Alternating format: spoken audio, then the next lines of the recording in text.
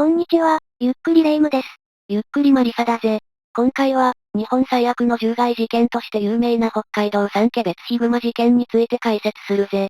このチャンネルではできる限り、3D の再現 VTR を使って、当時の状況をわかりやすくお伝えしています。ゆっくりしていってね。このチャンネルでモータースポーツ以外を解説するの久しぶりね。どうしたの？どうやら北海道ツーリングで北海道の大地に触れたチャンネル主としては、ツーリングのやり残しとして北海道にまつわるこの大事件をぜひ動画化したいらしいぜ。チャンネル主、最高の総野球場で大雨引いてて草。もう一回行く楽しみをツーリングの神様が用意してくれたんだよ、きっと。事件があったのは1915年、第一次世界大戦の真っ只中だ。日清日露戦争を経験した日本は他国の脅威に対抗すべく、国力の増強を急いでいた。北海道は海岸部以外はほぼ未開だったため、豊富な木材や農耕地を求めてどんどん内陸部へ人が送られ、開墾が進められていった。位置関係を見ておこう。事件の現場となるのは苫前村。南に鬼鹿村、北は羽幌村に挟まれている。苫前村は海岸沿いに力ビル、苫前という大きな集落があり、少し奥の平野が古丹別、山に入ると三毛別、そしてさらに最奥に六千沢という集落を備えていた。六千沢は新しい集落で、鬼鹿村から住民が移住してきたのは1910年頃のことだ。それから5年が経ち、15戸、約40人がのどかな生活を送っていた。15個って、今だと限界集落とか言われそうな規模ね。ああ。もちろん病院も学校も警察もない。電話すらない。何か困ったら山を降りて町に助けを求める生活だ。事件の始まりは1915年11月初旬頃。六千沢の中でも三毛別に近い、集落の下流側にある池だけでの出来事だ。一つの集落って言っても結構家々は離れてるのね。ああ。お隣さんが300メートル先とか1キロ先とか、そんな距離感だ。つまり、何か起こっても誰か伝えに行かないと気づかないわけだ。11月初旬、そろそろ寒さも極まっておりそろそろ雪の備えを始めた頃だ。池田家の主、池田富蔵は軒先に干してあったトウモロコシが何者かに荒らされているのを発見した。大きな足跡もあったため熊と断定。だがこの時は対策という対策はしていないし家族以外誰にも話していない。熊は珍しくなかったからな。この時は、ああまたか、ぐらいの感じだったのかしらね。続く11月20日の夜中、池田富蔵は物音で目が覚めた。外で何やら大きな音がする。恐る恐る窓から外を見た。暗闇の中ではあるが熊の姿をぼんやりと見ることができた。体長2メートルを超える巨大なヒグマがトウモロコシを食べていた。ちなみにこの六千沢の集落の家々は、ほとんどが木の柱に藁を詰めただけの原始的な家だ。壁の強さはないに等しい。怖すぎる。池田夫婦と息子は息を潜めてやり過ごし、トウモロコシ以外の被害はなかった。しかし2度も被害があったとなれば動かないわけにはいかない。池田家では馬も飼っていたんだ。今度もし馬がやられたら仕事ができなくなってしまう。池田と溝は2人のまたぎにヒグマの討伐を依頼した。1人は同じ六千沢、最も奥に住む若いまたぎ、金子と溝。もう1人は三毛別に住む有名な老またぎ、谷木八だ。2人は池田家に何日も張り込んでチャンスを待った。ヒグマは来る日も来る日も現れなかったが、11月30日の夜にとうとうその時が来た。毎日、来るか来ないかわからないヒグマを待つのって結構辛そうね。ああ。冬支度でみんな忙しい時期だしな。それだけに、もし現れたら絶対仕留めたいという思いは強かった。夜8時頃、ヒグマの姿を確認。飛び出したのは若いまたぎ、金子と溝。ヒグマの大きさに功を焦った。谷の静止を聞かず一発目を撃った。辺りは真っ暗だ。数メートルの距離だったがヒグマは仕留められなかった。銃声に驚いたヒグマは走り去ってしまう。ああ、唯一かもしれないチャンスが。今度は谷。逃げるヒグマに一発。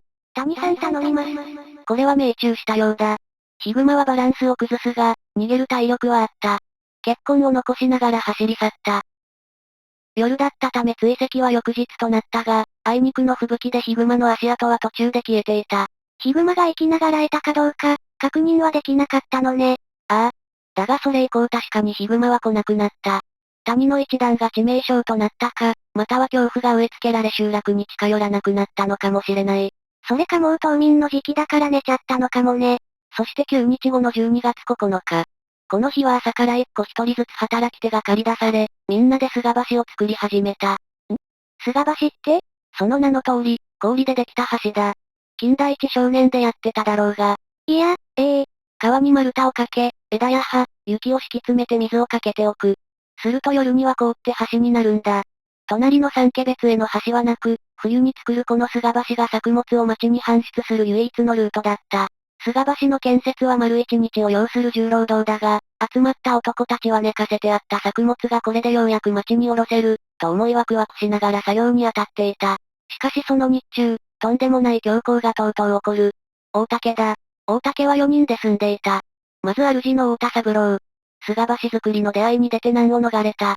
次に居候の長松洋吉。木の伐採に出ていて難を逃れた。家にいて強行の犠牲となったのは太田三郎の内縁の妻、安倍真由。そして6歳の蓮見幹夫だ。住んでる4人が全員名字が違う。当時は珍しくなかったのかしらね。でも子供まで違うってなんで？幹夫はこの夫婦が子供欲しさに、無理を言って力ビルの蓮見家から引き取ってきたんだ。夫婦と血のつながりはないがこれまで大切に育てていた。その日、10時半頃のことだ。ヒグマは大竹の軒下のトウモロコシを食べに来た。先月受けた銃弾は致命傷には至らなかったようだ。ヒグマは窓を覗いてしまう。幹夫は見つかってしまった。大竹はこの集落、唯一の木張りの家だったが、あえなく破壊。ヒグマが家に侵入した。とうとうヒグマが家に。男でもなく、抵抗という抵抗はできなかったようだ。悲鳴を上げても、隣の妙家家まで300メートルもある。声は届かない。木の壁を破って入ってくるなんて、鎌や桑で男性が戦っても、結局どうしようもなかったでしょうね。だろうな。二人は恐怖で身がすくんで動けない。ヒグマの近くにいたのは幹夫だった。ヒグマは幹夫の方へ行き、前足で一撃。幹夫は座った姿勢で絶命した。次にヒグマは安倍真由に向かった。奥の寝床で安倍真由を食べ始めた。ひどい。動画の最後の方で出てくるが、実はこのヒグマは女性の味を知っていたようなんだ。だから幹夫ではなく安倍真由の方に執着した。ヒグマは安倍真由を加え、大竹を去っていった。その場で食べきれなかったのね。そうだ。山の方に続く血痕を残していった。第一発見者はこの大竹の居候、長松洋吉だ。昼食を取るため一旦山から帰ってきたんだ。洋吉はその光景に驚愕する。家は荒らされ、そこら中が血だらけだ。真由はいない。幹夫はピクリとも動かない。長松洋吉は家を飛び出し、菅橋を作っていた出会いの場に行き皆に大竹の異変を説明した。片道4キロぐらいありそうね。山道だし時間かかりそうね。菅橋作りは中断。全員で大竹へ行き現場を調べた。板張りの壁を一撃で粉砕していることや外にあった大きな足跡から、ヒグマの犯行であると断定された。また安倍真由の遺体はなかったが、現場にあった髪の毛、そして家の外へ続く何かを引きずった後と雪に付着した血痕により、生存は絶望視された。それでも太田三郎はわずかな生存の可能性にかけ追跡を望んだが、その日は夕暮れが迫っていたため追跡は断念された。ただ11月にヒグマを取り逃がした金子富蔵は一人、責任を感じ、三家別に帰っていた谷木八の元へ行った。再び助けてもらえないかと要請したんだ。その日の夜、大竹の隣の妙家家に代表者が集まり、作戦会議が開かれた。大竹を直すまで蓮見幹夫の遺体もここに安置された。六千沢の人間だけで解決するのは不可能だった。まず斎藤石五郎が、古丹別の警察、苫前の役場に救援要請に行くことが決まった。片道30キロの距離だ。電話さえあれば。また、漁師だった蓮見幹夫の両親は力ビルに住んでいる。両親に訃報を伝えに行くという辛い役目は妙家安太郎が引き受けた。そのついで、斎藤石五郎の子供3人は力ビルの先、鬼鹿村の親戚の家に預けられて小学校に通っていた。妙家安太郎は力ビルに行った後、鬼鹿村の子供に当分6000沢へ来ないよう伝える役目も負った。こうして役割が決まったのね。ちなみに、なんでこのヒグマは冬眠せずに暴れ回ってるの？まあ色々あるな。体に合うホラー穴が見つけられなかったとか、開拓はどんどん続いてるからいよいよ野山の食料だけでは満腹にならなくなったとか。そして12月10日、朝5時。斎藤は古丹別と苫前へ、妙家は力ビルと鬼鹿村へ出発した。二人とも10日中に用事を済ませ翌日には帰る予定だ。続いて朝9時。三家別から谷木八、3人のまたぎ、鎌やナタを持った数人で構成される救援隊が駆けつけた。朝にはもう来てくれたのね。心強いわ。三家別の救援隊に6000沢の人間も加わり、救援隊は総勢30人を超えた。早速山狩りを始め、ヒグマが残した足跡を追いかけた。安倍真由さんの体を引きずった後ね。するとヒグマは突然草陰から現れた。またぎ5人が一斉に銃口を向ける。金子と溝は準備に手間取り打てなかった。三家別のまたぎ衆3人は引き金を引くがなんと全員不発。谷木八だけが撃てたがヒグマの体をかすめただけだった。惜しい、でも一人しか撃てないなんて、その銃どうなってるのよ。手入れして持ってきたようだが、試し撃ちはしておくべきだったよな。結局ヒグマには逃げられてしまった。今回は日中ではっきりヒグマが見えた。2.7 メートルの巨体だった。だが失敗ではない。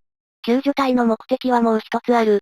行方不明になっている安倍真由を探すことだ。ヒグマが現れた地点をしらみつぶしに探した。そして地面が不自然に掘り起こされているのを発見し、救助隊が掘り返したところ、足、頭の一部が回収できた。安倍真由の遺体だった。これで犠牲者は2名に確定した。一夜の間に体はほとんどヒグマにやられたのね。救援隊が遺体を回収し集落に戻ると夕方。知らせを聞いた蓮見幹夫の両親が力ビルから駆けつけていた。日中に妙家安太郎は使命をちゃんと果たしたようだ。そしてある程度修復が済んだ大竹で、力ビルの実の両親は蓮見幹夫の遺体と対面。泣き崩れた。悲しい場面ね。妙家安太郎さんは蓮見幹夫くんの両親と一緒に力ビルから戻ったの？いや、妙家はさらに鬼鹿村で斎藤の子供に会う用事がある。この日は鬼鹿村で泊まりだ。この夜、妙家は山本平吉の噂を聞き鬼鹿村の住居を訪ねている。撃ったヒグマの数は300を超えるという名またぎだ。山本平吉に会うことができ、ヒグマの討伐を依頼するが、その時はいい返事はもらえなかったようだ。また斎藤石五郎も6000沢の危機を伝える使命を果たした。これで大規模な討伐隊が組織されるはずだ。二人とも明日には6000沢に戻ってくる。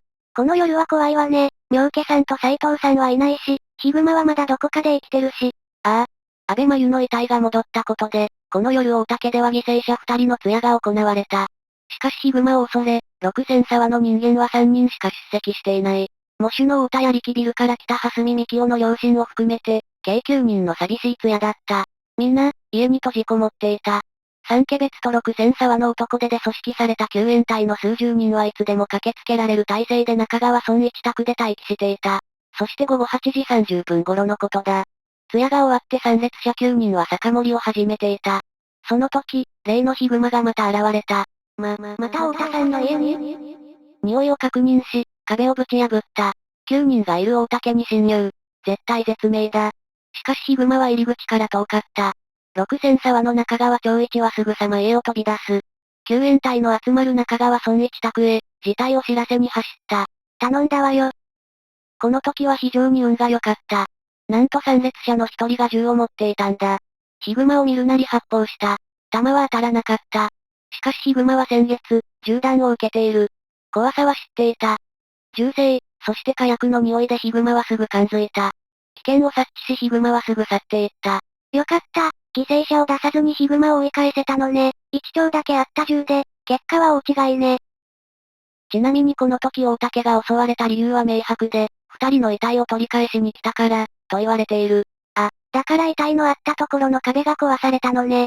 でも無事に追い返せてよかったわ。しかしここで行き違いがあったんだ。中川長一からヒグマの襲来を聞いた救助隊はここが駆除のチャンスとばかりに大竹を取り囲む。もうヒグマ、逃げちゃってるわよ。ヒグマより先に家を飛び出た中川にそれはわからない。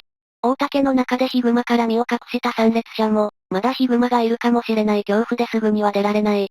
最終的にヒグマがいないことがわかるまで、しばしの間30人を超える救助隊はヒグマのいない大竹を取り囲んでヒグマが出てくるのを待ってしまっていた。その間にヒグマは次の強行を起こしていたんだ。銃に驚いて逃げて、それっきりじゃなかったのね。この夜、妙家家と斎藤家は夫が苫前や鬼鹿村に出ており、男手がないと不安なため両者は妙家家に集まっていた。大竹のすぐ奥だ。集まったのは斎藤竹と二人の子供、妙家や与と5人の子供。そして大竹の居候の長松洋吉がヘルプに来ていた。なお斎藤竹はお腹に子供がいて臨月だった。なんか嫌な予感が。ああ。大竹が襲われてからたった20分後の午後8時50分のことだ。妙家家にあのヒグマがやってきた。木張りの壁を2度も壊したヒグマだ。藁の壁など容易に壊し、家に入った。みんなリラックスしているわね。子供が7人。ちょっとした旅行気分だっただろう。ヒグマが突然現れ、皆はパニックになった。身を隠すもの、うずくまって動けないもの、様々だ。最初の標的となったのは妙家弥代、そして背負われている1歳の梅吉だ。妙家弥代はヒグマにひるまず、一目散に出口に向かったんだ。しかし次男の妙家裕次郎に抱きつかれ、ヒグマに倒されてしまう。まず背中の梅吉がヒグマの犠牲になった。続いてヒグマは弥生に噛みつく。弥生は重傷だ。この日も犠牲者が出てしまったのね。ヒグマは続いて、弥生と一緒に倒された妙家裕次郎を狙った。しかし懐深くに倒れ込んだ裕次郎は爪も牙も届かず、苦戦。その隙を狙って長松洋吉が出口へ走った。ヒグマはこの動きを見逃さなかった。怖い。ヒグマの標的は完全に切り替わった。長松洋吉は出口を塞がれる。もう洋吉にできることはなかった。仕方なく炊事場の陰でしゃがみ込んだ。ヒグマは洋吉のお尻に噛みついた。ここで九死に一生を拾ったのは弥生と裕次郎。ヒグマが洋吉の方を向いている隙を見て、この地獄から生還した。一歳の梅吉を背負ったままだが、梅吉はダメだった。この時点で10人の状況をまとめるとこうだ。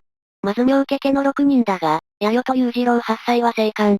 梅吉はこの時点では重傷だが後に高い。長男、10歳の力蔵は米俵の陰に隠れている。三男、3歳の金蔵は怯えて動けない。長女、6歳の久野はこの襲撃時、疲れて眠っていた。続いて斎藤家の3人だが、臨月の竹は炊事場で藁をかぶって隠れている。岩尾6歳、春吉3歳は恐怖で動けない。そして大竹の居候、長松洋吉が重傷。今回はヒグマを追い払う術がないわ。どうなったのかしら。ここでヒグマは突如標的を変えた。一説によると男性より、女性や子供の味を好んだらしい。斎藤岩を、噛まれて宙を舞った。重傷だったが、救助後に高い。ヒグマは次々と襲いかかった。まず獲物の動きを止め、それから捕食するんだ。斎藤春吉、絶命。あれ？ヒグマの後ろ。長松洋吉さん、命は助かったのね。なんとかな。子供たちを襲っている隙に脱出できた。妙家金蔵、やはりここで絶命。ひどい、子供たちが次々と、この日に限って父親もいないのに。最後が斎藤武だ。自分の子供がヒグマに食われるのを黙って見ていることなどできない。物音を立ててしまいヒグマに気づかれたんだ。竹さん、お腹に子供がいるのよね。早く逃げて。ヒグマは一直線に竹の元へ向かう。さっきまで仲良く遊んでたのに。斎藤武は今に引っ張り出され、そこでヒグマに食われた。この事件で最も有名なセリフ、腹破らんでくれ、喉食って、してくれはここで発せられたんだ。最後までお腹の赤ちゃんをかばったのね。ああ。だが無情にもヒグマは彼女のお腹を引き裂いたそうだ。その後、ヒグマは竹や子供たちを食べ続けた。その頃には救助隊が駆けつけていたが、発砲すると人に当たる可能性もある。救助隊はただ何もできず、人のうめき声、ヒグマが人を捕食する音を数十分にわたって聞いた。地獄のような時間だった。そして襲撃から1時間弱が経過し、ヒグマが出てきた。討伐の絶好のチャンスだ。しかしヒグマは家伝いに逃げてしまった。一丁だけ撃ったようだが銃は不発。その他の銃士は家の中の人に当たる可能性を考え、撃てなかった。状況的に仕方ないけど、悔しいわね。また取り逃がしてしまったのね。ああ。そしてとうとう救助隊は妙家家に踏み入った。凄まじい血と獣の匂いだった。結局この襲撃で生きて脱出できたのは妙家弥生と次男の裕次郎。そして長松洋吉。家の中、さすがに生存者はいなくなってるのかしら。いや、2名の生存者がいたんだ。米俵に隠れた妙家力蔵、なんと無傷で生還。ヒグマに見つからなかったのね。そして襲撃時に就寝中だった妙家久野、こちらも無傷で助かった。結局この野襲で5人が犠牲になった。身重だった斎藤武、そして2人の子供。妙家家の三男と四男だ。2日連続の強行。もうこの集落にはいられない。夜の10時。ありったけの松明を燃やし、音を鳴らし、皆が大行列を作って集落を離れた。重傷だった妙家弥生や長松洋吉は3キロ先、六千沢の端にある辻家に避難した。遺体もここだ。移動できる者はさらに3キロ歩き、三家別の分教場に泊まった。この夜はもうヒグマが現れることはなかった。そして12月11日昼、斎藤石五郎、妙家安太郎が帰ってきた。二人は使命を果たし誇らしい気持ちだったんだが、辻家で家族の遺体と対面することになり、怒り、絶望した。この時点では町の討伐隊はいつ来るかわからない。このままでは残してきた馬や鶏、農作物が心配だ。何より仇が取りたい、二人の強い希望で決死隊が編成された。銃士が7人、それに腕利き十数人を加えた集団だ。放置してきた家の見回りと、隙あらばヒグマの討伐を行う。しかしこの日は集落中を見て回ったが、日中、ヒグマは現れなかった。池岳や大竹が2度襲われたことからこのヒグマは同じ場所を狙う習性が強いと見て夜通し妙家家で待ち伏せたが、やはり現れなかった。翌12月12日、ようやく北海道庁に情報が伝わった。斉藤石五郎が苫前役場に惨状を伝えた2日後だ。北海道庁保安課は羽幌村警察の分署長、菅貢に討伐を指示。菅貢は直ちに近隣の村から農民を招集し、討伐隊を結成した。この日は隊長である分署長含め、すぐ動けた約30人が6000沢に向かった。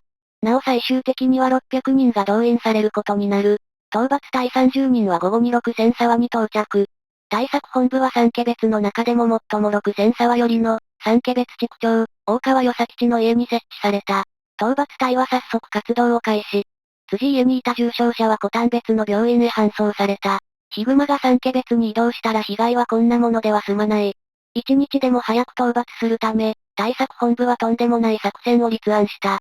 それは遺体を妙家家に戻し、遺体の匂いでヒグマを誘い出すというものだった。遺族に了解を得て、作戦は夜間に実行された。妙家家の床の間に遺体を安置し、谷木八他銃を持った6人が天井裏で待ち構えた。するとヒグマはまんまと匂いに釣られてやってきた。しかし軒先を数周すると、結局家に入らず去ってしまった。松明や銃のわずかな匂いを感じ取ったのかもしれない。このヒグマ、規格外の体格だけじゃなくて頭も良かったのかもしれないわね。